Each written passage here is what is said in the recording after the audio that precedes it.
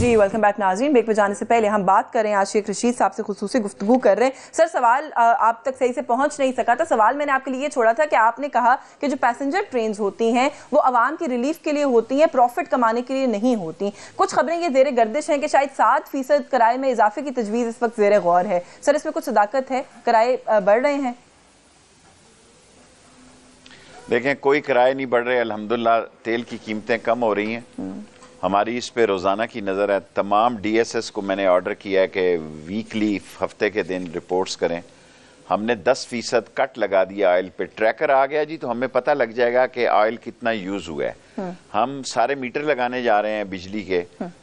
जो लमसम बिजली है उसको हम 12 साल पहले हमने गैस को ख़त्म किया, उसको मीटर पे लाया जी। अब रेलवे की बिजली को हम मीटर पे ला रहे हैं। काम हम पूरी कोशिश कर रहे हैं जितनी अल्लाह ने हमें समझ दी है और हिम्मत दी है, क्योंकि हमारा पहले दिन एक ही नारा रेलवे में कि आराम हराम है, और आराम हराम की कैटेगरी में अल्लाह मेरे को मंजूर हुआ। तो जिस दिन ये ML1 का कोई काम शुरू हो गया तो आप देखेंगे कि पाकिस्तान की इकॉनमी कहाँ जाएगी। हम इसके जो इंडस्ट्रियल जोन भी स्टेशनों के साथ बढ़ाएंगे, क्योंकि इस वक्त हमारी ट्रेन बहुत थक चुकी है। हमारी पटड़ी 70 साल पुराना है, और इस सारे आलम में ML1 और ML2 का फैसला बहुत अहम है। सही। अच्छा शेख साहब, थोड़ा सा आगे, क्योंकि आगे बढ़ते हैं, क्योंकि पॉलिटिकल इश्यूज पर भी आपकी बहुत गहरी निगाह और आप मौजूद हो और हम उन पे कमेंट न ले, वो भी बात नहीं बनती। सर आपने कहा कि आप किरायों में इजाफा नहीं कर रहे, बहुत अच्छी बात है, आप अवाम पर बोझ नहीं डाल रहे। आप एक अवामी लीडर हैं सर, आप नहीं समझते कि हुकूमत में आने के बाद पाकिस्तान तहरीक इंसाफ ने जो एक महंगाई का तूफान उठाया है, अवाम जो है वो इसमें बहुत ज्यादा बुरे तरीके से और तेजी से पिसते चले जा रहे हैं, आप नहीं समझते कि बहुत बोझ डाल दिया लोगों पर?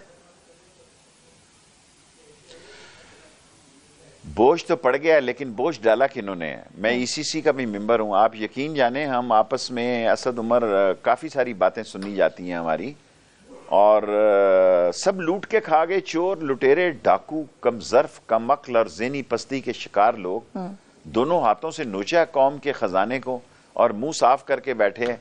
और इस मुल्क में अल्लाह ताला सबको सेहत दे, जब किसी की बीमारी के सर्टिफिकेट आना शुरू हो जाएं तो समझें कि अब इसकी कोशिश है कि मैं पाकिस्तान छोड़ जाऊं। पाकिस्तान की बदनसीबी ये है कि हम चोर और चौकीदार का फर्क ही नहीं कर सके। हमारे पास पैसा है जी, हम हल्के के हल्के खरीद सकते हैं, और हमारी कौम का भी माजरत के साथ, सारी कौम का वो मेयार नहीं कि जो उसूलों पे खड़ी हो रही है। सारी कौम में वो अभी तक वो मेयार नहीं आया कि लोग देखें कि मुल्क का मुस्तकबिल किस में है। लोग ये देखते हैं कि मेरा मुस्तकबिल किस में है। जब आदमी ये देखेगा कि मेरा मुस्तकबिल किस में है, पाकिस्तान में सबसे मजबूत रिश्ता मुफाद का है, जिसकी वजह से इस मुल्क की इकानमी तबाह हो गई है। 6 अरब रुपया रोज का देना पड़ता है जी, इंटरेस्ट 6 अरब रुपया।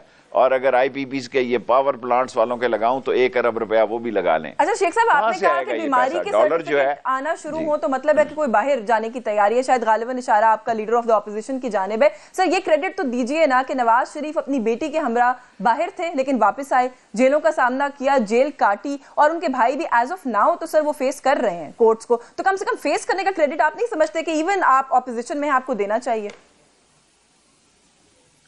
देखें, कौन मेरे सर पे एहसान कर रहा है? ये कौन एहसान कर रहा है? मैं समझता हूं जितना बुरा केस नवाज शरीफ साहब ने अपना खराब किया है, जो कुछ असेंबली में कहते रहे, यानी असेंबली बकवास थी, जो कुछ उन्होंने इरशाद फरमाया, जो कुछ कोर्ट में कह रहे हैं वो हकीकत है। जिस वक्त ये लेके आए कतरी खत, तो इस तरह शेख अकरम साहब ने पेश किया, और खोसा साहब ने कहा कि शेख अकरम, do you know the meaning of this letter? How it's going to affect the case? This is the main theme of the case. उसने कहा yes my lord, मेरा मौकल ये कह रहा है कि ये लगाया जाए। सर ये झूठे लोग हैं। देखें अब क्यों खामोश है जी? कहाँ गए जब इनकी बारी आई? ये निकले यहाँ से, इस्लामाबाद से, गवर्नर पंजाब हाउस से लेके लाहौर तक 2 दिन का पड़ाव डाला। ये जानो माल की सलामती मांग रहे हैं।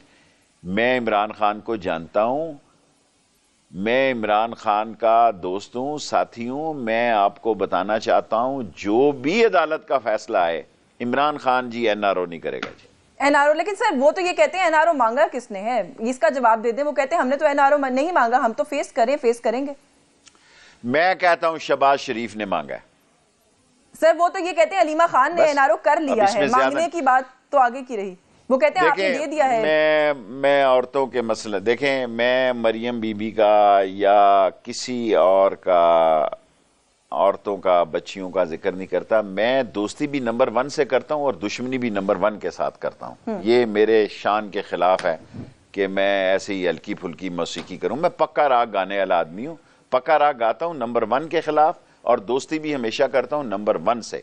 नंबर 2 से मैंने कभी हाथ में लाना भी मुनासिब नहीं समझा। मैं कहता हूं जा भाई, टाइम ना जाया नहीं, लेकिन अच्छा चलिए, मैं किसी का नाम नहीं लेती सर, कोई भी हो, अगर केस करप्शन और बेज़ाब्तगी का हो और 50% आप रकम अदा करके बरी जिम्मा हो जाए, कोई भी हो, ये ज्यादती नहीं है सर?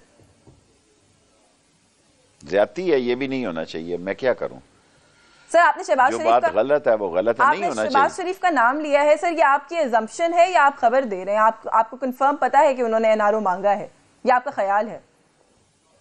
मैंने जो कौम को यकीन रखना चाहिए, 8-9 साल से मैंने 10 साल से झूठ नहीं बोला। मैं नहीं चाहता कि शहबाज शरीफ, मैं बिल्कुल पाकिस्तान में थोड़ा बहुत बाखबर आदमी हूँ। अच्छा सर, आपने सारा जो मामला था इनिशियली, जो लीगल मामला था शरीफ बरादरान के खिलाफ या मियां साहब के खिलाफ बिलखुसूस, वो आपने ही इनिशिएट किया इनिशियली और फिर बात अब यहाँ तक पहुंच गई। अभी आपने कुछ कमरा अदालत में से भी 1-2 चीज़ों का हवाला दिया। सर, बहुत पाए के वकला हैं मियां साहब के पास, बहुत महंगे वकला भी हैं। वकला मिसगाइड कर रहे हैं या कोई और इशू है जो बात अभी तक उनके हक में बनती हुई नजर नहीं आती? देखें, खुदा जब पकड़ता है ना, उसके भी अपने तौर तरीके हैं। इनके नसीब में ये दौलत नहीं है जी। इन लोगों के नसीब में ये कैलकुलेटर पे गिन सकते हैं, इनकी नाहल औलादें होती हैं। ये दौलत गैर मुल्की बैंकों में पड़ी रहती है, इनके फ्रंट मैन खा जाते हैं। अब आप देखें, मैं अब आपसे क्या अर्ज करूं, मैंने अभी आपसे कहा मैं ख्वातीन के बारे में बात नहीं करता कभी भी जिंदगी है सियासत में। तो ये किन के नाम 4-4 इतने महंगे घर निकल रहे हैं दुबई में जी? मुलाजमों के नाम, ड्राइवरों के नाम, वेटरों के नाम, स्टूवर्ड्स के नाम। और आप इससे अंदाजा करें कि हम इतने करप्ट और बेईमान और डिसऑनेस्ट हैं कि हम कंधा भी फलूदे वाले का इस्तेमाल करते हैं, वेल्डर का इस्तेमाल करते हैं। उसने कौन सा बैंक देखने जाना है? मुझे अपने अकाउंट की फिक्र है। मैंने 2 दफा भी बैंक फोन किया, देखियो मेरे पैसे ना कुकट खड़े। जो मामला है सर कुछ इसी तरफ जा रहे। अच्छा सर, थोड़ा सा, क्योंकि अभी हम मियां साहब के हवाले से बात कर रहे थे, नवाज शरीफ और मरियम नवाज, जो पुरस्कार खामोशी है, इसको आप किस तरह से देखते हैं? उनकी तो सुना है अपनी जमात के अंदर भी अब तशवीश पाई जाती है कि इतने खामोश क्यों हो गए? सियासत में नवाज शरीफ साहब ने गलत तज्जिया किया। समझाने वालों ने यकीनन उनको समझाया होगा कि आपसे बड़ा काम है, मत करें, ये आपके बस का रोग नहीं है। लेकिन वो टार्जन बने हुए थे शायद कि भाई मैं हूं, मैं नवाज शरीफ, मेरा कोई क्या कर लेगा। अब उनको समझ आ गई है। और मेरा घिसा पिटा नारा है जो निसार भी मेरा मजाक उड़ाता है कि express train never waits the passenger. ये ट्रेन छुट चुकी है स्टेशन से।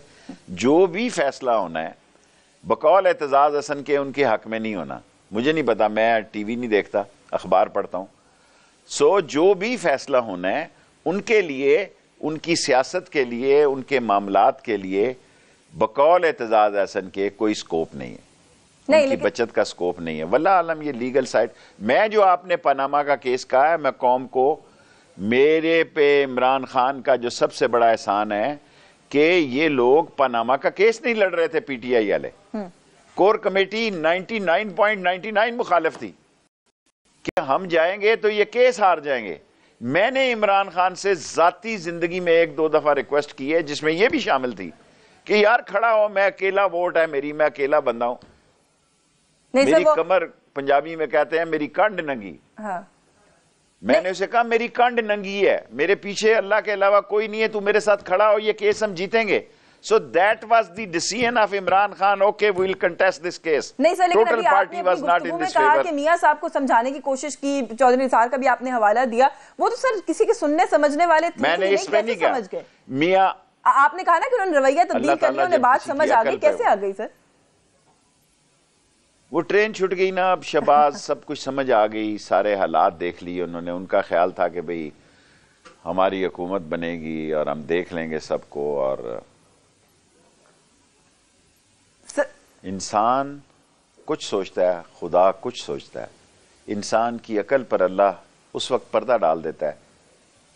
सर अच्छा, शहबाज शरीफ साहब की जो इस वक्त वो जेरे हिरासत हैं और जो सारा मामला है, आप उसमें से क्या निकलता हुआ देख रहे हैं? आप समझते हैं कोई रंग लाएगी ये सारी इन्वेस्टिगेशन हो रही है उनके खिलाफ? देखें, शहबाज शरीफ मुज़ाकरात का बहुत ज़बरदस्त हामी है, बहुत एक्सपर्ट है। हामी नहीं कहना चाहिए। पिछली दफ़ा भी नवाज शरीफ को शहबाज शरीफ छुड़ा के लाया जी, मैं मुशर्रफ के साथ था। सारी वो ब्रिगेडियर न्याज साहब, क्या नाम था, न्याज ही था उनका, और वो एक दिन जहाज में मिले। उसने मुझे कहा शेख रशीद मैं इस पोजीशन में नहीं रहा कि नहीं, न्याज, अच्छा, इम्तियाज तो डीजी थे इसके आईबी के, बिल्ला जिसे कहते थे। सो ब्रिगेडियर न्याज मुझे मिले जिसने शहबाज साहब से सारे मुज़ाकरात किए थे। उसने मुझे कहा शेख रशीद, शहबाज ने मुझे इस काबिल नहीं छोड़ा कि मैं मुशर्रफ के सामने हो सकूं, इतना बड़ा धोखा हुआ। तो मैंने कहा आपको क्या उम्मीद थी कि वो सही करेंगे? उसने कहा मुझे उम्मीद थी, लेकिन शहबाज को ठिंगे पे नहीं लिखा नवाज शरीफ ने। मैंने कहा ये आपकी राय थी, ये आपकी सोच थी कि वो शहबाज की बात मानेगा। सो अब शहबाज फिर डैश डैश डैश डैश कर देंगे। शहबाज साहब में आपने फिर दोबारा वही आप हवाला देना चाह रहे हैं जो आपने पहले कहा कि शायद एनआरओ या किसी उस तरह की चीज की तलाश में है वो सर। लेकिन सवाल फिर यहाँ पर ये भी तो बनता है ना कि एनआरओ कौन देगा, किसके साथ किया जाता है? मुंतखब हुकूमतों ने तो सर कभी माजी में एनआरओ नहीं दिया ना, तो ये एनआरओ किसके साथ होगा, किससे मांग रहे हैं वो? मुश्किल सवाल है। इमरान खान नहीं देगा। नहीं तो सर नहीं, जो मेरे हिस्से का जवाब है वो मैं दे रहा हूँ। सर इमरान खान साहब क्या इस पोजीशन में है कि वो दे सकते हैं? पहला सवाल तो ये है सर कि वो क्या इस पोजीशन में भी हैं कि वो एनआरओ दे सकते हैं? एनआरओ कहां से होता है सर? दे सकते हैं, लोग उसको अंडर एस्टिमेट कर रहे हैं। वो दे सकते हैं, लेकिन आप कहते हैं कि वो देंगे। जो कुछ समझ रहे हैं वो वैसा नहीं है, नहीं देगा। मेरे साथ उसकी इलादगी में भी बात हुई है, चीन में भी हुई है। He will not. चले सर, एक ब्रेक का कहा जा रहा है, ब्रेक लेते हैं। ब्रेक से वापस आके कुछ और इश्यूज उन पे मजीद बात करेंगे। हमारे साथ रहिए।